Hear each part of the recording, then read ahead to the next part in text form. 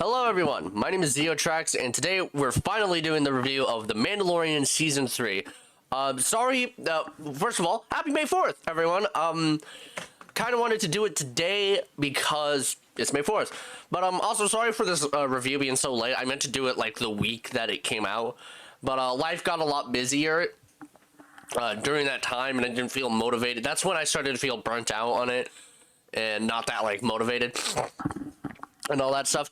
So, debuting in March, Mandalorian Season 3 picks up where the Book of Boba Fett left off, and we'll get to that. But we follow Din and Bo-Katan trying to revive the Mandalorian culture and bring back Mandalore. And we see more of the New Republic. Sorry, I'm a bit sick. So, yeah. Mandalorian Season 3 has a weird, like, start to it. So so Mandalorian Season 2 ended off with Grogu being taken away by Luke, and Din having to give him up. And Season 3 is kind of like, okay, well, Din took off his mask, and now he has to, pay for the sins that he did, all that. He has to become a Mandalorian again.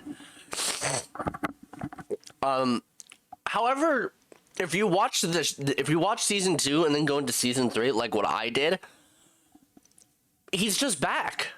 Why? Because for some reason, in Book of Boba Fett, I didn't watch Book of Boba Fett, or haven't seen it all. In Book of Boba Fett, like near the end of that series, he reunites with Grogu, and it's like, that's cute, that's really awesome. Why is that in Boba Fett's show? And I don't like that they did that, and there is some like drama with Tamora that is like kind of like taken out of proportion, but we will still talk about that. But this is the weekend season of the show, and the main issue is kind of the story. So the main goal, holy shit, that's bright. The main goal of this entire season is to bring Mandalore back. And we try to focus on the culture, but I feel like we don't really do that much, at least for most of the series. We see where they hit after Navarro. And while I like seeing the Mandalorians, it doesn't feel that explored enough. We see a mythosaur, we see all that cool shit. But it doesn't feel that explored, And another issue that people had was that it felt more like a Bo-Katan. Like, Bo-Katan was the main character of the season. And I don't think that, per se. I don't think that Bo-Katan... It is called The Mandalorian. And I do like Bo-Katan. But I do feel like Din is kind of a background character. You guys, you do have to realize that Din is still the main character. And yeah, it is called The Mandalorian, but obviously, Din is still the main character. So, kind of weird to do that. I like Bo-Katan as a character, so making her the main character, I'm fine with. But, yeah, it just makes Din not that feel important. And another issue that the season suffers with is filler. Yes, there was some filler in the first two seasons, but it really only starts to like progress the story in episode 7, which I don't like. Episode 5, trying to remember. Episode 5 and 6 and 4 and 3 to an extent, they don't really do that much to progress the story. Episode 3 takes a break from the Mandalorian stuff when we focus on the Coruscant side and whatnot. Oh, hold on. Excuse me. I'm going to eat some Chipotle. But, sorry. I got a second monitor, by the way. Like, actually genuine second monitor, so that's cool.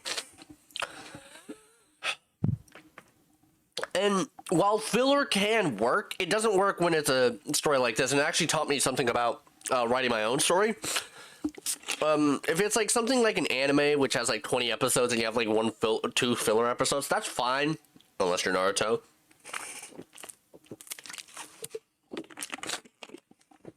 But you got to remember that's still a story that you have to tell, and it doesn't work when your show is 8 episodes long.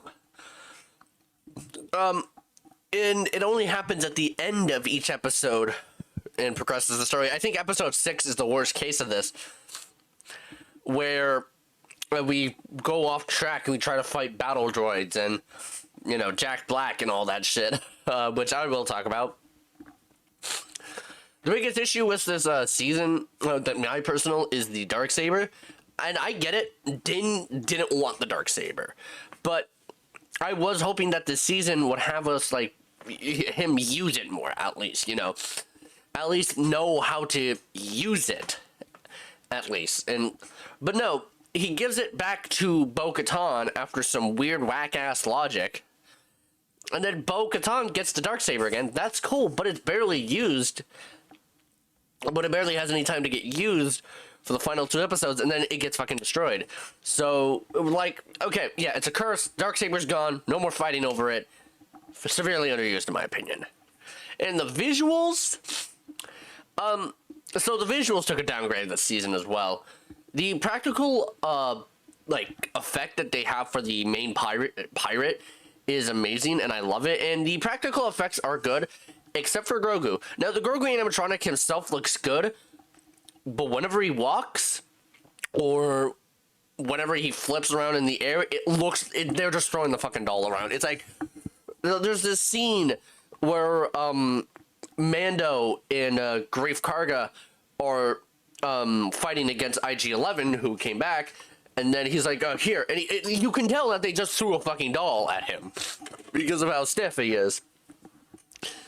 So yeah, and also the cinematography is different. It's not as good as it was before. I think the cinematographer for the first 2 seasons left this season, and also there's some controversy around Pedro Pascal not being in the suit for season 3, which to address that, James Earl Jones wasn't in the suit for Darth Vader.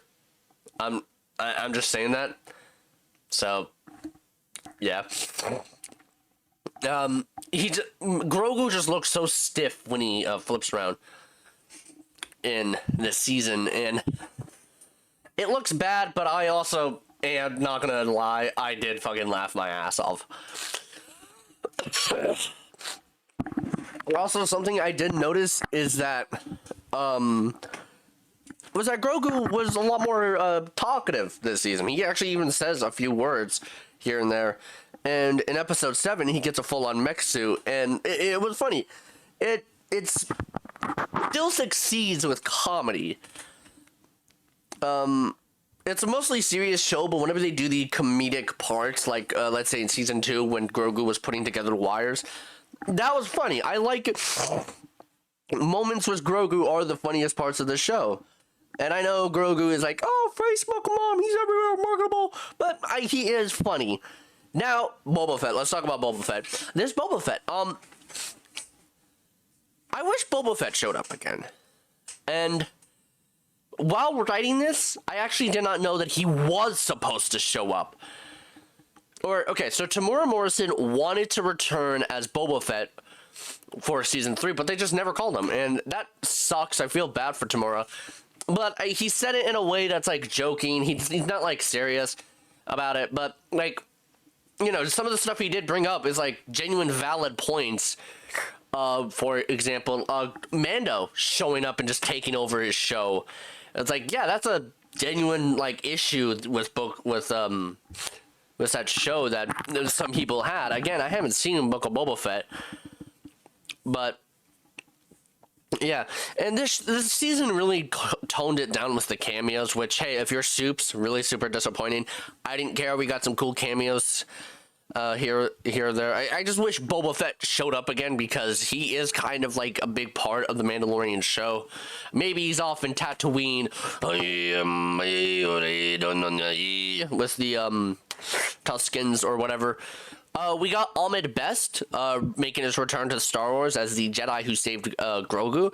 For those who don't know, Ahmed Best was who played Jar Jar Binks, and he was kicked out of the he left the franchise because because back then a lot of people were a lot more toxic when it came to the prequels,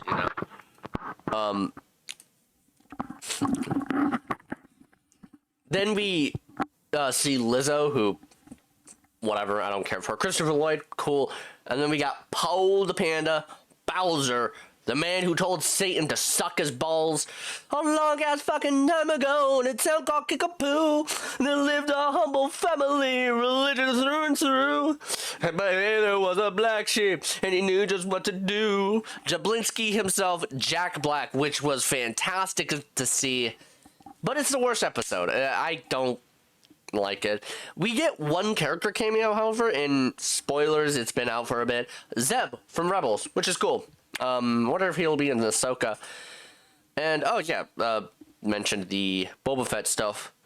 So, in conclusion, my conclusion for this is that Mandalorian Season 3 is a step down from Season 1 and 2, and it's the weakest season so far. Not so great visuals, a story that doesn't connect that well, and it's just kind of underwhelming. So, I'm going to give Mandalorian Season 3 a C+. Now, I'm going to talk about spoilers, but technically they're not spoilers anymore. They're spoilers, no. When did I take my last pill? 12. Oh, damn.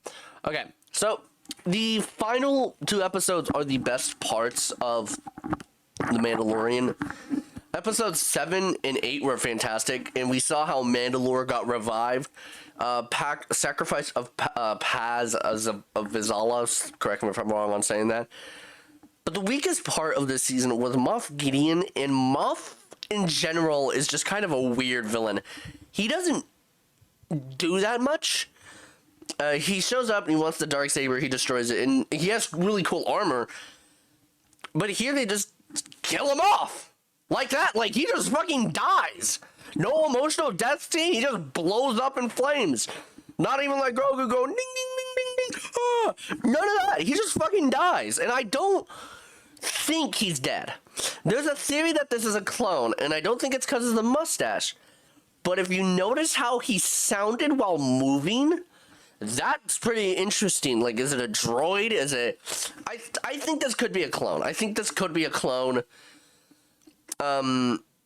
And I don't think they're just going to kill the main villain off, like, that fast. But nonetheless, the ending was great, because Din makes Grogu his son.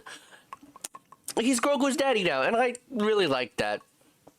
The ending really seems like we could just be done with the show. Mandalore got restored, Grogu's Din Grogu, and Mando just lives on his own, in which the show ends with the funniest fucking way. Well, that's all, folks. Wait, what? It ends off on a little zoom on Grogu's face, and I thought that was fucking funny. And if your Star Wars doesn't have PowerPoint presentations, you failed as a Star Wars show. And the season was lackluster, but I do think the ending was great, and that's it. Mandalorian Season 3 was a downgrade, and while I'm still excited for the future of The Mandalorian, and I'm still excited for the future of The Mandalorian. Again, sorry this review has been so late. My recent video and whatnot is why I've been slacking. And Jedi Survivor was out. I was busy with that. I'm writing my own story, which you can check the community of. And I haven't been writing the script for this. And I don't want to edit this video, but I'm going to have to. So I should probably... The next review will be Jedi Survivor, like as a game review. Until next time, folks, this is the way.